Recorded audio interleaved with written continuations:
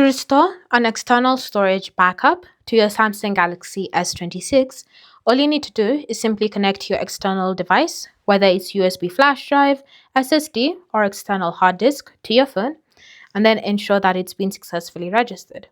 From here, you're then going to navigate to Settings, scroll and select Accounts and Backup, and select External Storage Transfer.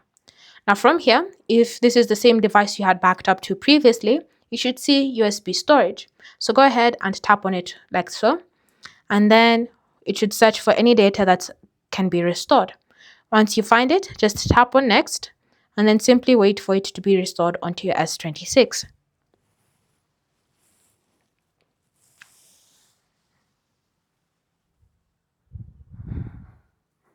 And then it will start organizing the transferred data. So go ahead and wait for it to complete that.